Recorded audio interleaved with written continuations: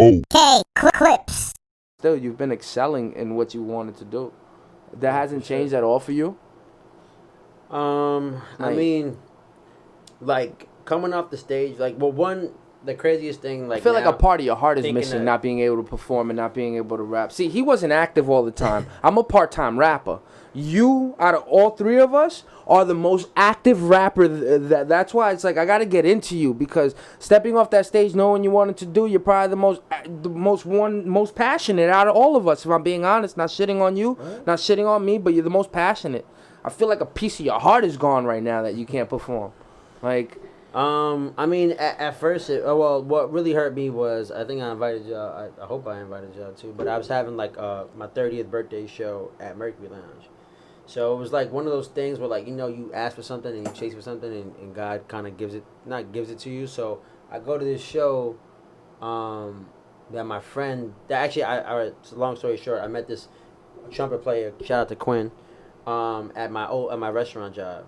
okay. And he tells me he's playing a show at Mercury Lounge. Okay. And I've been at Mercury Lounge this past like 2 years, like a shit ton, right? And I feel like every time I'm around a venue enough, like somehow like I finally get to figure out how to book it. You know what I'm saying? Like I had that time with like SOBs. I had that time with like People's Lounge and like a lot of Delancey. I went to like 10 shows at Delancey before I ever touched the stage. You know what I'm saying? So I went there.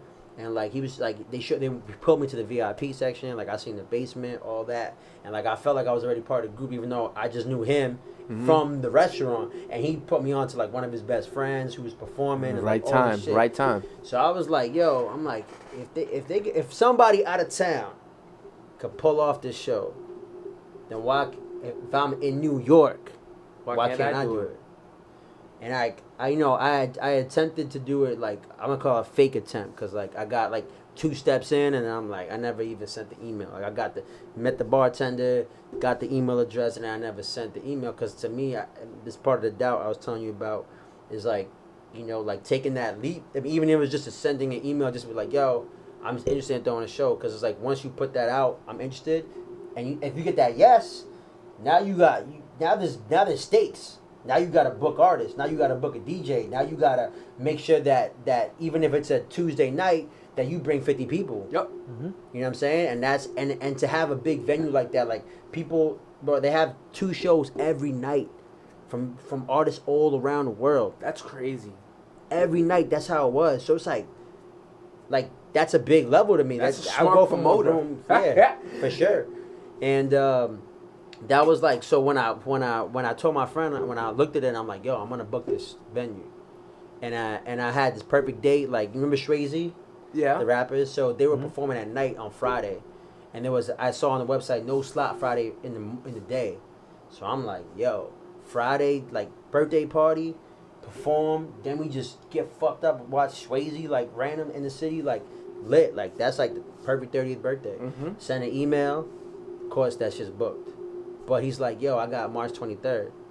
And I'm like, niggas got my birthday? Like, they got my birthday? Like, I mean, that was Friday would have been dope, but it's like meant to be. Yeah, exactly. It felt like, yo.